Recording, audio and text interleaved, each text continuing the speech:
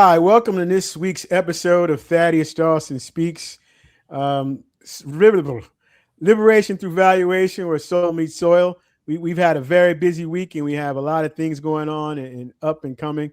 This week, I had the honor of speaking in Dallas at the Valuation Intelligence Conference with George Dale and Gainel Vestral. And that was a really amazing and exciting conference with what I consider to be true industry thought leaders, bringing things together where they actually think about it. And if we're looking at it, the community asset analysts and the appraisal valuation society, they are a part of that 10% that are making the market conditions adjustments and doing the appraisal process the right way. So I was honored and privileged that they thought enough of me to invite me to that platform. While there, let me hold my book up here.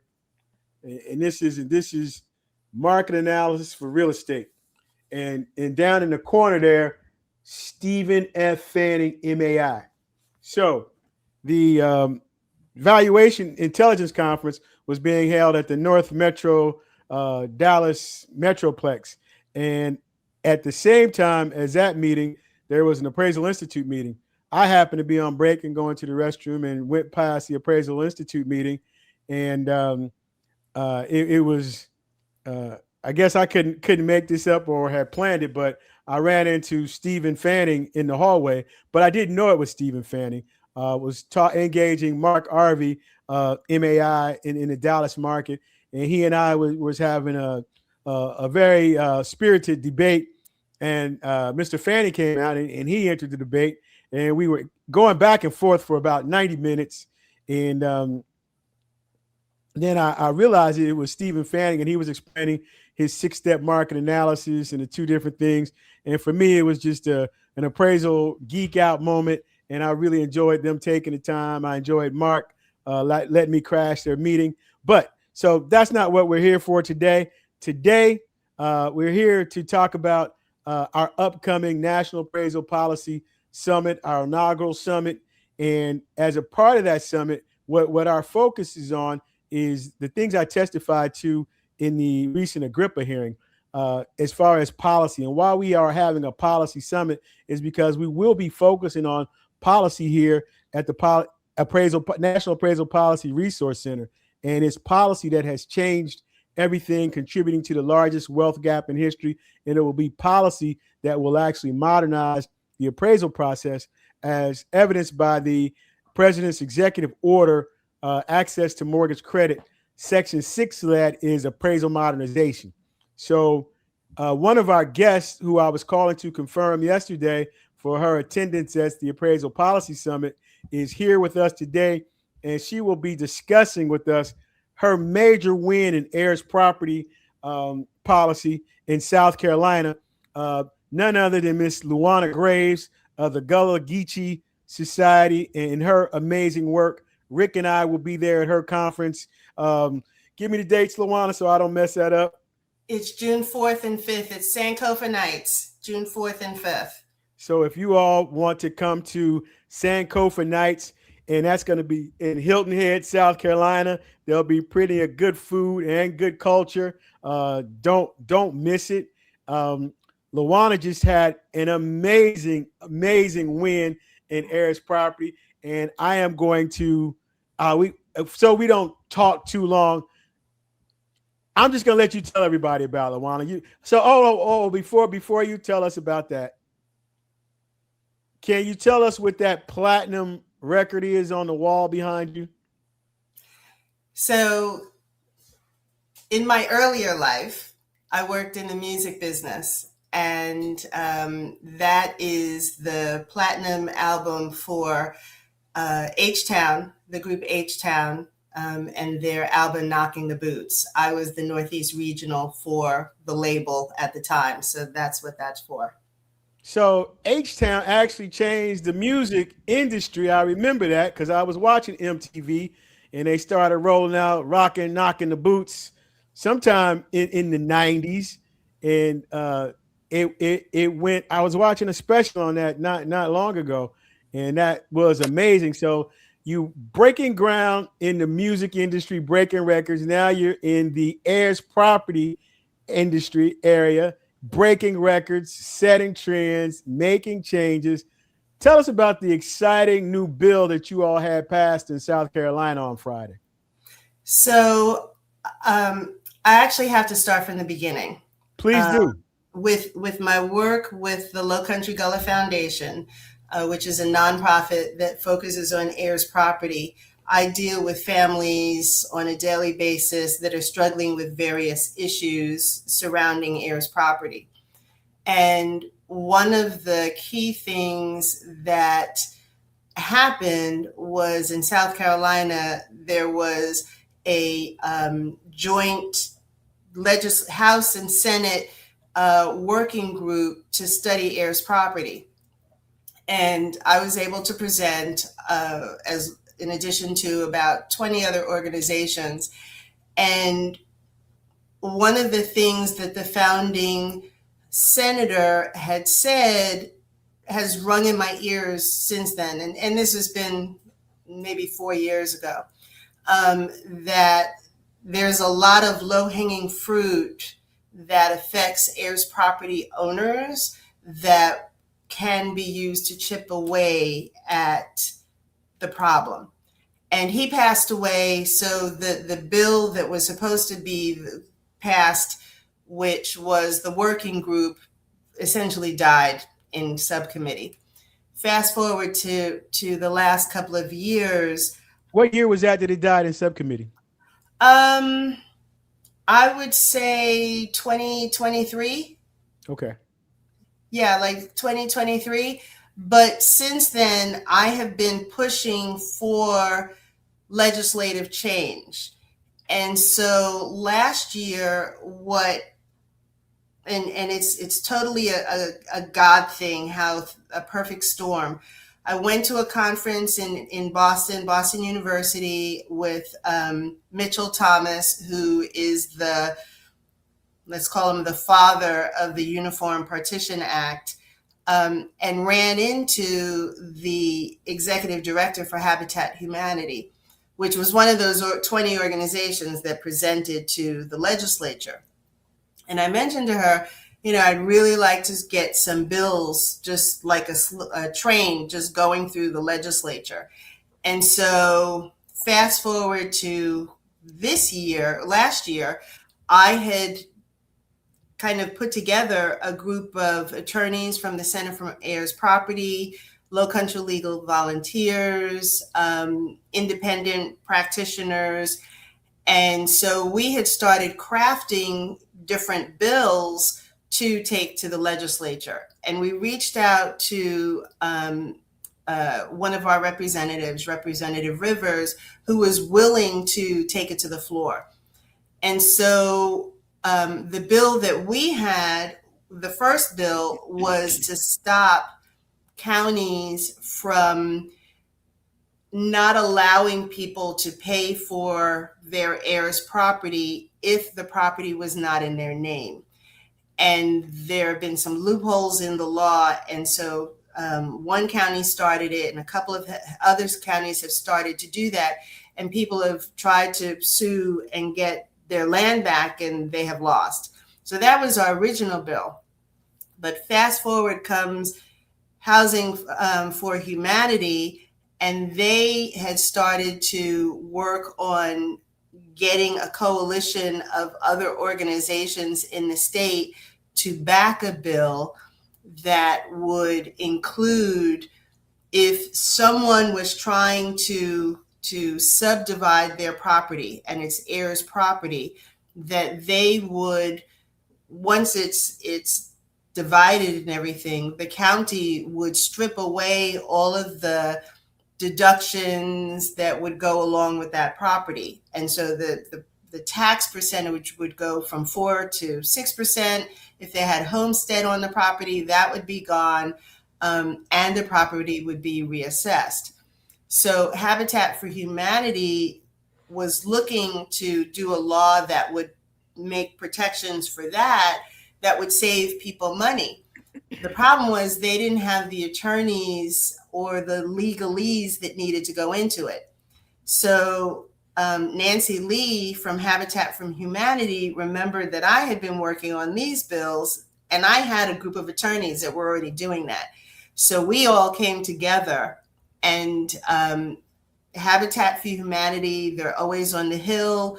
They're always working to try and make legislatures more aware of the situations that they're running into. And so it was a perfect God storm that came together, and we had the bill submitted in January, and it passed last week. This is May 17th. So that's amazing that you were able to get that. And I know you call it a perfect God storm, but we call it that's where the soul meets the soil. Yes. Well, it was totally that too. It was all of the above. I'll take it. Whatever it was. I'm really grateful, because heirs property, as you know, the amount of money that goes into it to try and resolve it, between attorney's fees and surveys and, buying someone out and all of the different things that go into it, it becomes very expensive. And to be hit with a new assessment and higher taxes just because you're trying to resolve it is not fair. And so our bill literally outlines, if you're trying to sell the property to a developer, then it's reassessed and you're out of luck. But if you're trying to work on it and you're trying to keep it in the family, then that's the beauty of our bill. It will protect you. So that's the whole gist of our National Appraisal Policy Resource Center. And one of our number one goal is recodification. I'm sorry. Yes, to establish recodification of reconsideration of value. And so in the Black Belt and heirs property in those 13 states in the Southeast region is the largest land loss in wealth in history, actually. If we start to look at the $106 trillion wealth transfer, where Black people are participating in less than $3 trillion, that has been a contributing factor, has been because of policy. And with that policy, with the recent study, the FHFA paper in 2407, where only 10% of all appraisals use market conditions adjustments, well, that means 90% of all appraisals do not utilize market conditions adjustments. Just think about that 90%. Now let's take that same 90% and look at the 90% land loss of Black farmers from 1910 to 2017, that we went from 16 to 19 million acres, now down to less than 3 million acres. That's the result of the disproportionate impact of the lack of those adjustments. Those numbers are not directly causative per se, but there is definitely a relationship there. And so what nobody has done is be able to quantify or calculate the value of the property accurately. And when the property is fractionalized, it accelerates the devaluation of the property. So I'm so excited about the bill that you all just passed. That is a very exciting tool in the fight for heirs property. And our contribution from the valuation side is we will be looking at how it impacts communities, but also the valuation of it. And so what it does is if you're already being undervalued, as that study was just for residential properties, but my contention is that disparity and lack of adjustments transverses residential, commercial, and definitely in agricultural. And so in agricultural, what we'll be doing is working on how to teach, like yourself, that we did in the class that you came to, that I was teaching, was heirs property trainer. We will be doing the same thing with Southern Risk Management Center, teaching farm champions how to advocate for reconsideration of value for farmers whose property has not been valued properly or been updated as a risk assessment tool for crop insurance, so that they can establish the proper valuation for their properties, for their balance sheets. All these are wealth preservation tools that we are working and developing. We just finished developing the class for farmers and rural communities and reconsideration of value. So I'm excited about that. I'm excited about you coming to the policy summit and participating. I think, one of your South Carolina counterparts, Miss Jenny Stevens. She worked on that bill with you as well. And what's their organization? The Heirs Property Center? Center for Heirs Property. Yeah. So yeah, I know she and Josh Walden and even Brianna Jackson, all from the center, have been involved in, and Josh and Brianna are attorneys. They had been involved in the legalese, that went into the bill. Well, you got to get the legalese straight. And Jenny just sent me an email confirming that she was coming and that you're coming. So I think I'm going to have an all South Carolina panel as well, and let you two head those up. I got to see Jenny about a month ago here at the Atlanta Federal Reserve meeting on heirs property. So the work that you're doing is amazing. The collaboration is awesome. And I think the farmers and the community benefit. And the heirs property issue has contributed significantly to the wealth gap and being able to stop the further erosion of wealth.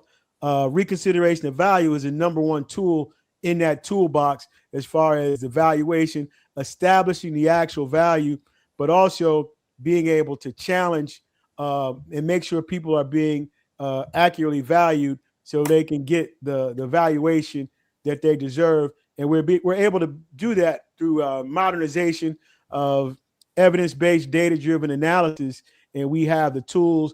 And now we want to be able to empower the community to be able to do that. Because right now, the evidentiary burden is placed on the farmer and the consumer.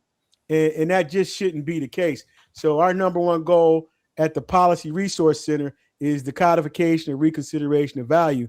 It is a right that should be afforded to all Americans. Right now, it's only afforded to a small class. That's 18 million veterans. And it's been a law for them since 2003. But the VA has actually practiced reconsideration of value since 1944. So they have somewhat perfected it. We don't have to reinvent the law or the wheel. We just have to open it up and expand it to all groups. So that is our policy. We want you to be able to take that back to South Carolina, to get your legislators to work on that. And that's the word that we'll be spreading across the country. The acceptance of appraisal modernization, calling for one single national license.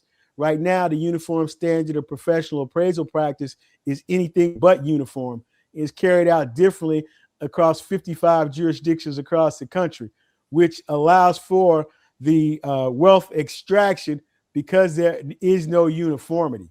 So this is something that that's a little bit later down the line. Like you said, it's some low-hanging fruit, and we believe codification and reconsideration of value is that low-hanging fruit and the one that we'll work on first. Yeah, I think that one of the, not one, but of all of the issues that people have is, A, they don't understand that resources are available to them. And the beauty of this bill, and even what you were just talking about, is the ability for us to collaborate and share the resources with people, and make information and tools available to people so that they can use and better their situations. So I'm excited. I'm excited. I think that you mentioned the significant number of or percent of land loss that there is, and it's high. It's very high. But and someone said it, like, heirs property just seems like such a monumental task to take on, and it is. There's no question to it. But to me, it's acre by acre, family by family, making a difference, and it all adds up. In the end, it just all adds up. Well, they're not making any more land, and it's the number one tool or the number one thing in wealth preservation. First of all, you build wealth through the land, but also you build food sovereignty through the land. And right now, people are struggling with both. So at the very least, if you maintain the land, you can grow and eat your own food. And so that's what's really important. And you have to And have give some place yourself to live. security. Yeah, you got to secure it and you have to protect it. And so what people are not aware of is how to protect it. And then the first thing we like to bring is exposure, and then after the exposure, we bring the expansion. So the work that you're doing, it is overwhelming and daunting if we look at it as a whole. But if we look at it as an elephant and we take a bite out of South Carolina, we take a bite out of Georgia here. Somebody else is taking a bite out of Oklahoma and a bite out of Mississippi. Pretty soon, I mean, we got to live somewhere. We have to have something to eat. And what's going on right now across the country and the world, it's really about surviving and opportunity for cooperative living, and to not only secure the past, but secure the future, respecting what those that came before us were able to accomplish in what is supposedly being more challenging times. Exactly. Exactly. And I like your elephant analogy that, one bite at a time, one fruit at a time, one acre at a time. It's just a question of a full court press with all of us going in the same direction. Just like you mentioned, Jenny and the Center for Heirs Property, they've been working at heirs property for a very long time, much longer than I have. But our mission and goal are similar. And so coming at it from different directions and trying to make a difference is what we need to do. And that's what we are doing. So I'm excited. Like you said, it's a new day. And you're bringing best practices from all across the country. And the Uniform Heirs Partition Act is anything but uniform. It's different in all the states that it serves. And so that's something that we've already gotten the ball rolling. And like I said, it's people that have been doing it for a while. But with everything, there comes improvement, technology, recording, exposure, and some of the things that I've been able to put my appraisal hat and my appraisal lens on are record keeping. So that's huge. And the Uniform Heirs Property Act also has a covenant or a section that gives some way towards sentimental value. So that can be factored in. So we have coined that heritage value, and it's another opportunity to be able to reconcile to the highest end of the value range in a lot of cases. But in a lot of other areas, how we're able to measure the differences in the market analysis, there are several tools. The FHFA HPI, the house pricing index. There is not a tool that exists for that in rural markets. So they have FSA prints a record, USDA. There's a couple different places that produce records, but they usually do something with a regional number. So it distorts what's happening on the county, or they might take a whole state and apply an average. But what they don't do is do specific county analysis. And so with that paper that I referenced early, with the 90% lack of adjustments, those adjustments means that markets do not stand still. All markets are currently active. And right now, appraisers miss velocity. Velocity tells you how fast a market is increasing or how fast the market is decreasing. So imagine driving your car and you're looking out the windshield, but you're not looking out the windshield. You're looking in the rear view mirror. So you're not able to measure what's really going on in real time in front of you. And so that is another tool or weapon that has been used or misused in the heirs property valuation. And in urban neighborhoods, because of the inability or lack of those adjustments, the disproportionate impact and systemic indifference that it causes is extremely impactful. And I would say it's the same in rural markets, but when it comes to heirs property, you almost put that number on steroids with the level of impact. Absolutely. And to me, it's part of the problem is that we always kind of go along to get along versus doing the research, doing the homework, and reaching out versus saying, I'm in this problem all by myself and nobody else is dealing with it. And so when you look at it in the I'm not by myself way and see it for what it is, and the fact that there are case studies and research and resources available out there to help you, it makes the problem not as insurmountable as it might seem. But that's the biggest trick of the enemy, is to make you feel like you are isolated and you are fighting by yourself. And sometimes, as my grandmother used to say, closed mouth can't get fed. So, right. But at the same time, people have lots of distrust, and for a good reason. So that's one of the things where one of my contentions with the Appraisal Foundation is the espousing continuously of public trust. And the question is, what public are you serving? Because this is a public, and the public is not monolithic. And so when we are in these areas, I've transversed the country. People trust me because I speak with cultural relevancy, and I don't speak down to them. I don't speak at them. I speak to them, and we converse and connect. But my ability to be able to translate the valuation process so it's understandable and relatable is, for me, it's a blessing and a curse. So it's one of those things where I have been tasked with this assignment of purpose, and, which is funny. This is an aside with my ADD. By being at the conference this past week, myself and Dr. Cindy Chance were tagged as purpose-driven industry disruptors.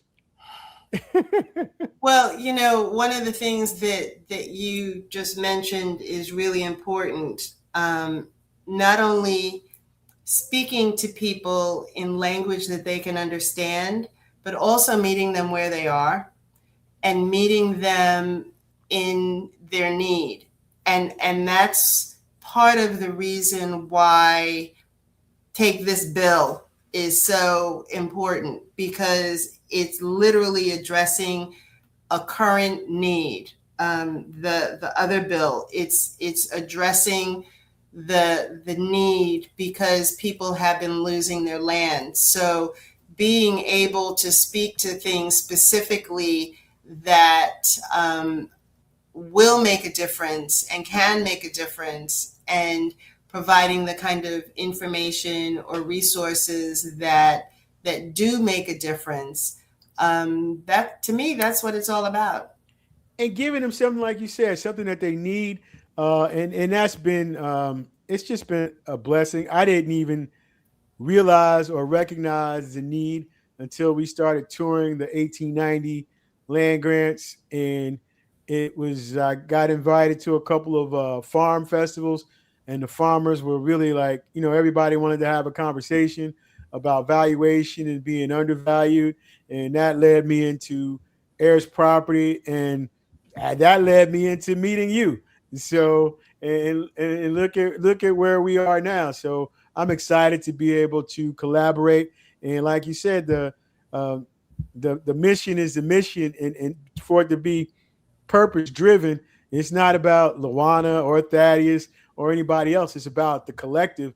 And I think collectively, the task is not undaunting. But up until this point, the loss has been devastating. 90% uh, land loss, and that just we the disproportionate wealth gap. That's a $12 trillion wealth gap right now, based on what we've lost. And with that farm, the number that they have with the farm is at 326 billion, and I think that number is way conservative. It's a trillion if it's a dime, but the numbers that I publish when I'm writing are 326 billion. That's one of the projects I want to work on with some of the ag economists, because it doesn't take into account velocity, opportunity. If you just look at the amount of land that has been taken in Hilton Head and turned into beachfront property, resort property, and look at the income and revenue generated from that. Those $326 billion numbers don't take into account those numbers. Oh, yeah. I mean, just on Hilton Head alone, before the bridge was built in 1956, which connected the island to the mainland, the Gullah owned 3,500 acres. I mean, the last count that we did, which was a little over 2 years ago, we were at 963. And I'm sure it's closer to 900 now, easily. But, it's something that you just said, just sparked a thought in my head, that you talk about the 90% and the $1 trillion valuation of loss, but break that down to your neighborhood, break that down to your community, and think in terms of historically what was there and what's left now. It's devastating, and if you think about it in the 90% and the $1 trillion levels, that seems insurmountable. But when you break it down to the community level, neighborhood by neighborhood, acre by acre, that's how we have to start looking at it. And you can stop the erosion of that wealth today. But based on what we're talking about as far as velocity, that number is in position to grow at an accelerated rate now. Almost like you said, it's insurmountable. But we can make a stand here now, today. That's all we got. And just push to fight forward, and for those that are coming behind us. So I'm really I can't wait to come down to the Gullah Geechee Festival, Sankofa Nights. Rick and I will be there conducting interviews and bringing some more information and awareness back for the podcast and the Policy Resource Center.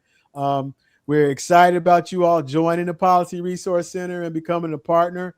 Like I said, we're all in this fight together, and it's been a blessing for me to be able to travel the country to meet people like yourself that are like-minded and doing things in their particular areas.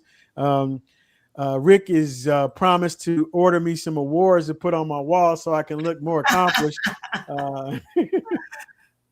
I don't know what group I would have represented, but it's very, very impressive that we need successful people, and you bringing the record business success to the heirs property is amazing.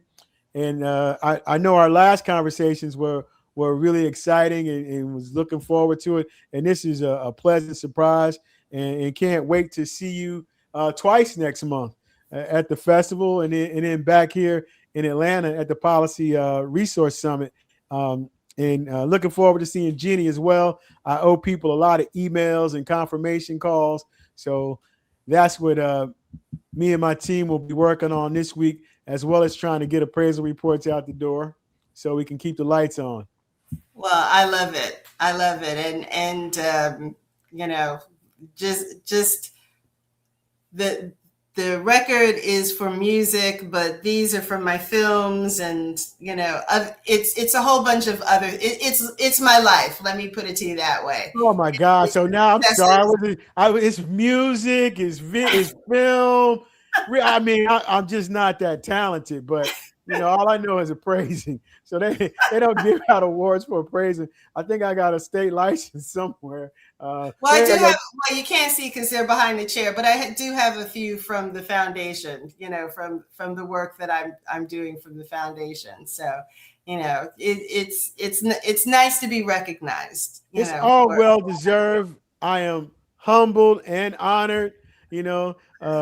Maybe I'll give myself an award. I don't think I'm gonna wait for somebody to give me an award. Well, you know what? Sometimes you have to give yourself your own flowers. Yep. So do you have anything else you want to close out or tell us about the Gullah Geechee Festival coming up or Sankofa Nights? I mean, it is our fourth Sankofa Nights fundraiser.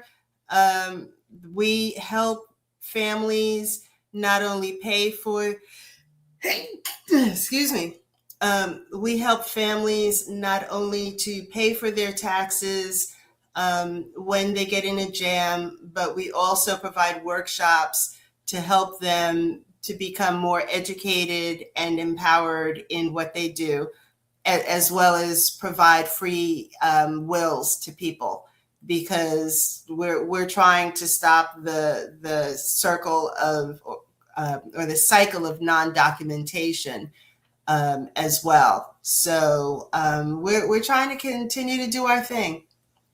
Well, again, I'm looking forward to working with you. I'm looking forward to you all being a part of the Policy Appraisal Resource Center here. I'm excited about work. I think I got a conference that I'm speaking at online for Jenny that I confirmed. So I got to look at those and make sure I'm on top of all my dates. And I just did one with her a couple of weeks ago. Okay. Yeah. So they've been doing a series of them. So it's good to see that she's making the rounds. Yes. And I'm thankful and happy to be included in the number and be able to do my part. So I'm going to wrap up here. Thank you for taking out time for us today.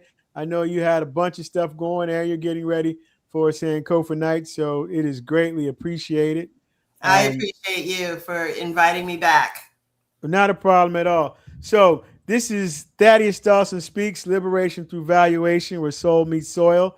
We're ending up our conversation today with Miss Luana Graves.